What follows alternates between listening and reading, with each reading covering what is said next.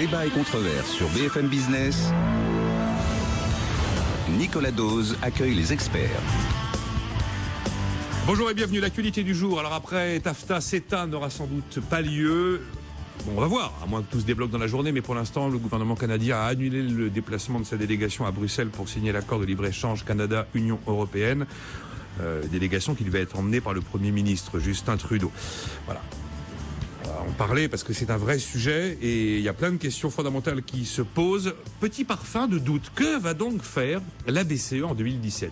On se dit rien ne va changer, tout va continuer comme avant, mais il y a le jour où on se dit c'est bon, ça va du coup durer comme avant, ça va continuer, puis le lendemain on se dit mais on sait jamais, après que la Fed a monté ses taux, qu'est-ce que va faire la BCE ? Bref, pas mal de questions se posent, et puis les bonnes questions franco-françaises cette fois-ci qui vont occuper le débat. Le revenu minimum universel, faut-il y aller ? Est-ce que c'est la bonne solution ?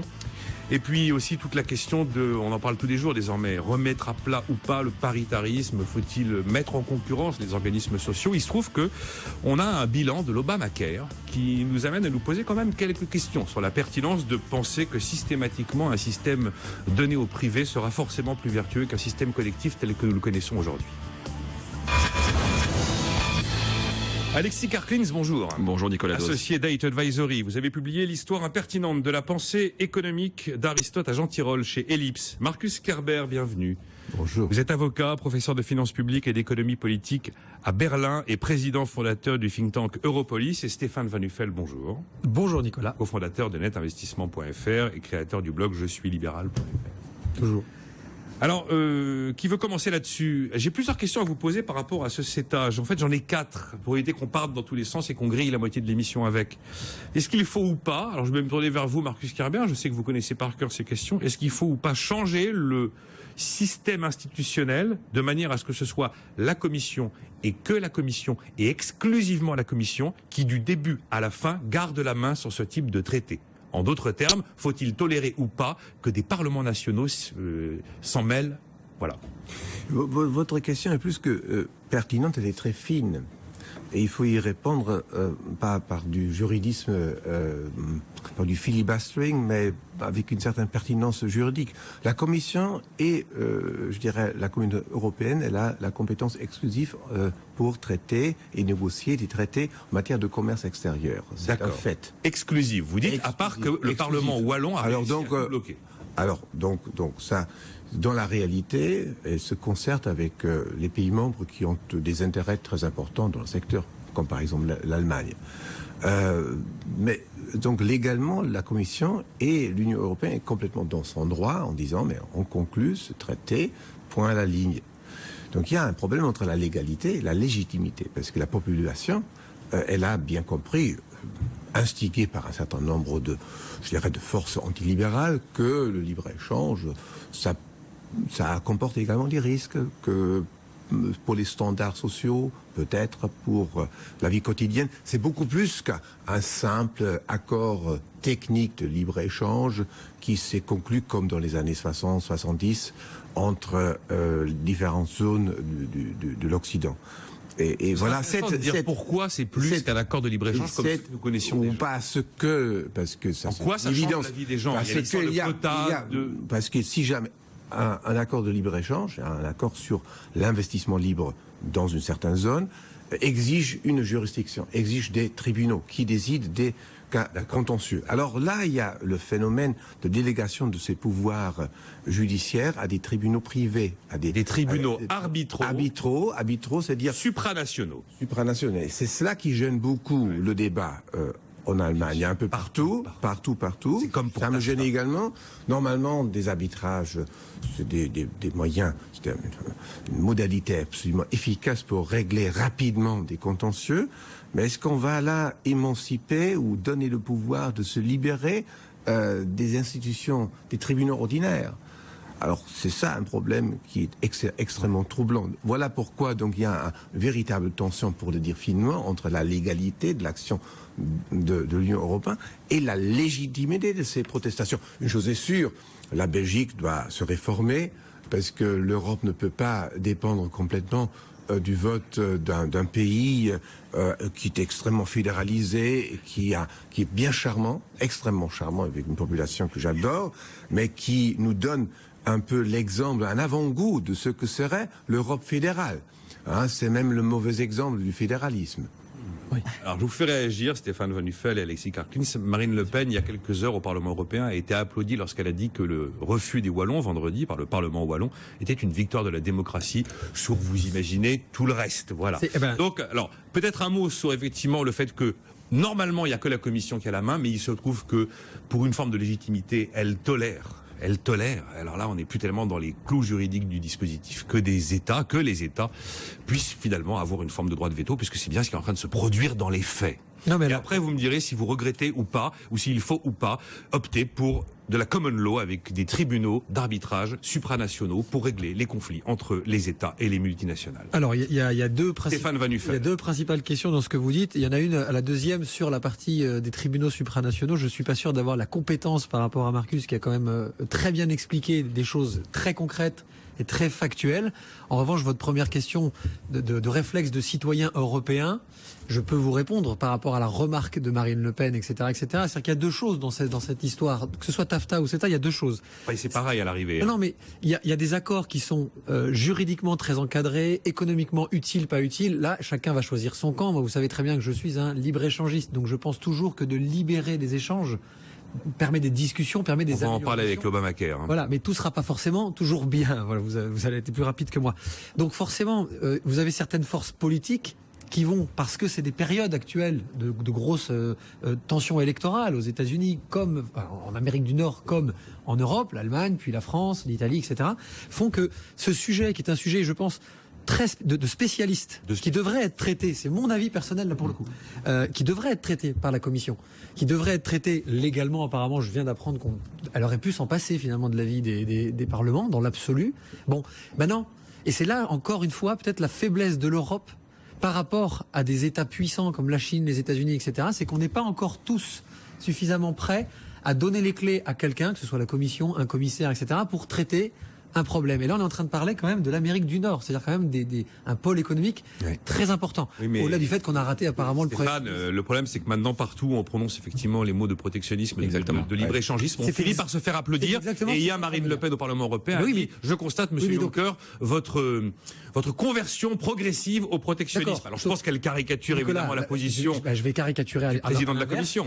Alors, moi, je porte un nom flamand belge, donc je vais forcément passer pour quelqu'un qui défend les Wallons. Pas vraiment, parce que c'est plutôt flamand, peu importe. Combien, attention, c'est un point de vue personnel un peu caricatural. J'aimerais bien avoir une discussion avec chacun des députés du Parlement wallon qui a rejeté et qui m'explique clairement qu'est-ce qu'il y avait dans la totalité de ces accords. Parce que je ne suis pas sûr que juridiquement, économiquement, il soit allé jusqu'à bien comprendre et bien imaginer la réalité de ce que ça aurait. Et que finalement, il y a de la réaction politique par rapport à un électorat, par rapport à des réactions. Je ne connais pas le quotidien des Wallons suffisamment, mais ce que je veux dire, c'est que c'est terrifiant encore une fois, parce qu'il y a cette partie juridique et économique très précise que Marcus a rappelé, et il y a en face la politique qui se remêle de quelque chose. Sauf que là, on est sur un sujet qui est un sujet extrêmement important d'un point de vue international. Les deux raisons qui ont motivé... Alors allez-y maintenant, juste en un mot, les deux raisons qui ont motivé le Parlement wallon, c'est la hausse des quotas sur le blé et la viande, et effectivement la bascule vers un règlement des litiges par des tribunaux d'arbitrage qui seraient supranationaux, donc au-dessus de la souveraineté des États, avec dans l'idée que c'est le cheval de Troie des multinationales nord-américaines pour mieux attaquer les États européens. Alors, je termine juste sur la deuxième question. Mais il faudrait aussi quand même que Alexis puisse s'exprimer sur le sujet. Une fraction de seconde, je réponds à une phrase sur la deuxième question qui était donc ces fameux tribunaux. Tout dépend de comment vous cadrez ces tribunaux et qui finalement va donner mandat à ces tribunaux supranationaux. 5 juges canadiens, 5 juges européens, 5 juges extra des deux ensembles, avec un président est nommé pour 2 ans. Voilà, donc on est quand même en train de parler de 5 juges qui sont quand même cooptés par l'Europe. C'est-à-dire quand même que la puissance économique de l'Europe, il n'y a pas une multinationale, à ma connaissance, qui est théoriquement une puissance économique et de croissance plus importante que l'Europe. Enfin, jour où ce tribunal existe, moi je suis pétrolier américain, j'attaque la France parce qu'elle refuse d'exploiter les gaz de schiste. Oui, sauf que la France n'est plus toute seule ce jour-là. Alors Alexis Karklin, c'est puis Marcus. Trois remarques. On a mis beaucoup de choses dans la marmite, j'admets, mais c'est vraiment les grands sujets. Trois remarques rapides. D'abord, il y a d'abord un enjeu de fond, c'est-à-dire qu'on est en ce moment dans une espèce de bruit, de musique anti-libre-échange. Et là, je crois qu'on a une incarnation d'un Parlement régional qui manifeste un rejet d'un traité qui aurait conduit à plus de libre-échange. Il faut quand même se rappeler que le CETA, l'embryon du CETA, c'est 2003-2004. Et on démarre en 2009. Et on démarre en 2009 pour arriver à une conclusion en 2014. Donc vous imaginez, pour arriver déjà à un texte, on a presque 10 ans pour arriver à un texte. Et on était sur le point de le valider. Objectivement, on voit bien, et le fait que Marine Le Pen soit applaudie au Parlement européen, pour moi, en est une illustration. Gentiment applaudi, c'est pas l'ovation. C'est ce que j'allais dire. Faut pas exagérer non plus. Quand on regarde les images, oui. Et il y a aujourd'hui des souverainistes et des gens qui sont anti-libre-échange à Bruxelles. Donc voilà, je crois qu'il faut avoir ça en tête. On s'inscrit dans un moment très particulier où le libre-échange en ce moment est très, très, très critiqué. Deuxième enjeu, l'enjeu institutionnel. Il faudra un jour dire si c'est à tort ou à raison, mais continuons. Deuxième enjeu institutionnel. Oui, je crois que on peut comprendre, dire au nom de la démocratie, c'est très bien que les peuples puissent s'exprimer. On a encore une manifestation du peuple qui s'exprime, qui est contre les grands technocrates de Bruxelles. C'est ça qui a été applaudi. Mais bien sûr. Et on peut entendre cette musique-là. On peut la comprendre. Ce qui est plus gênant, c'est que quand vous avez un enjeu qui est lié à une réalité locale, et en l'occurrence, un Parlement wallon. En Wallonie, il y a 12% de chômage. En Flandre, il y a 5% de chômage.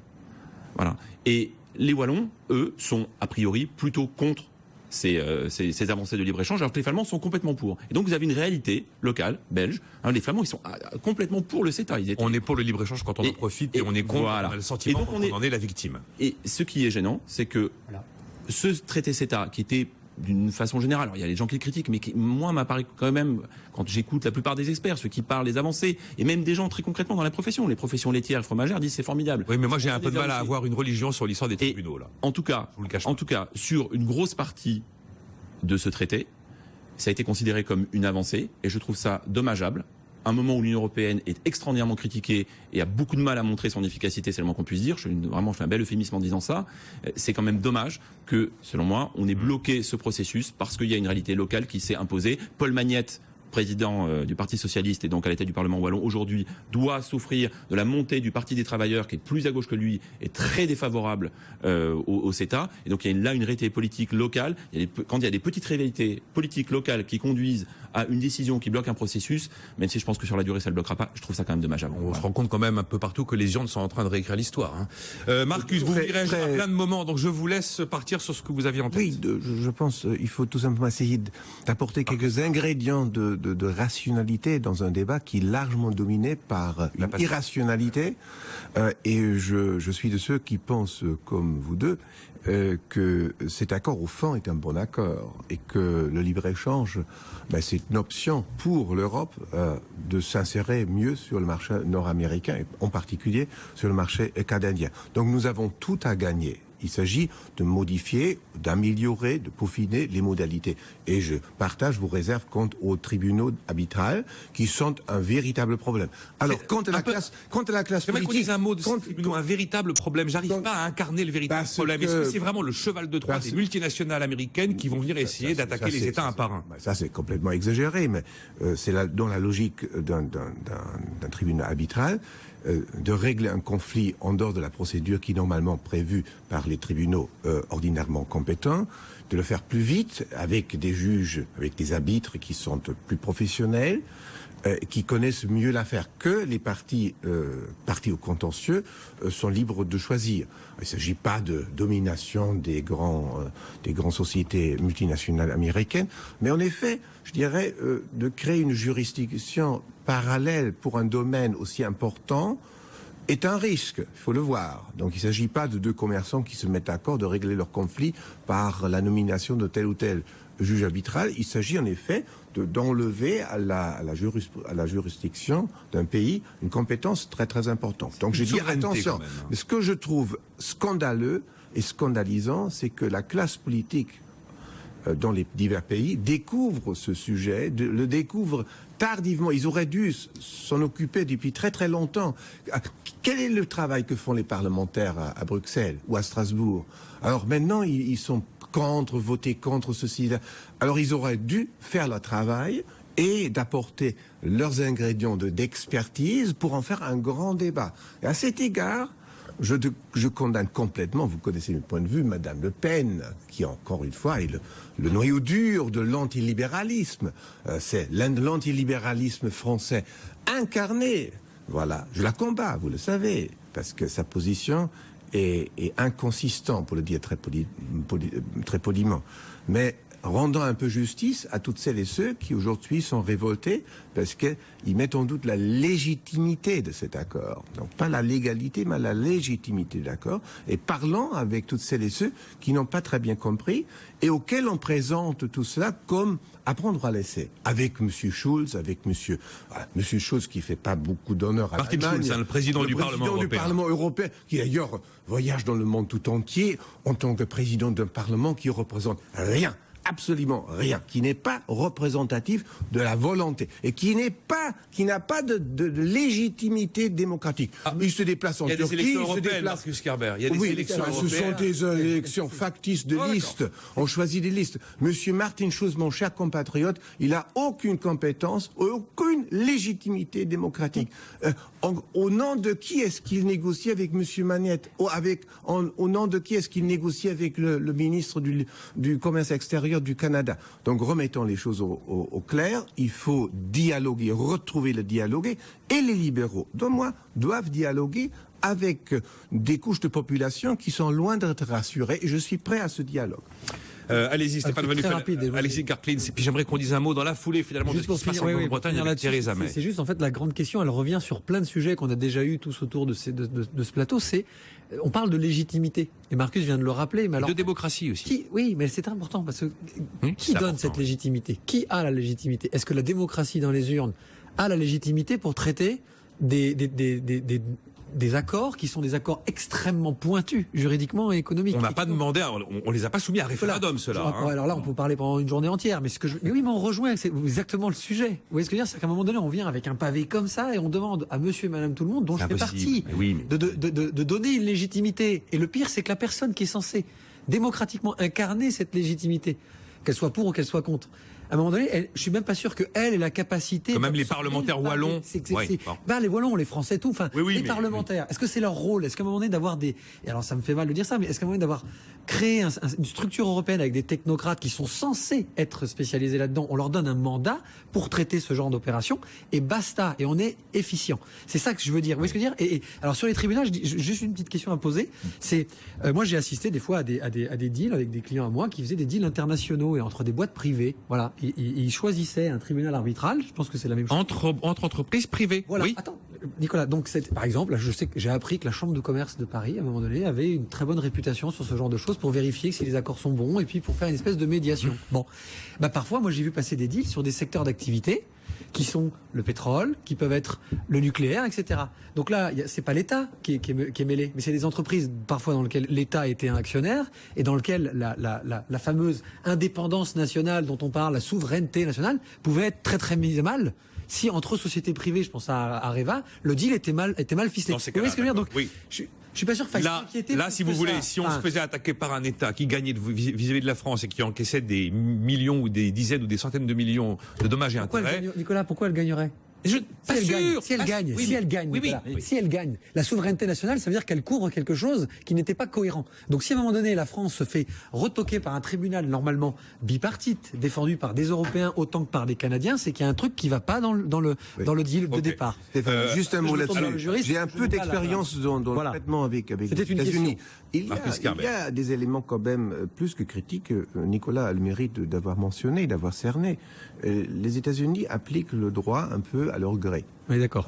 C'est-à-dire, ils font une application extraterritoriale de la gré. Et s'ils ont mis des tribunaux arbitraires, les Canadiens également, c'est parce qu'ils ont une certaine arrière-pensée.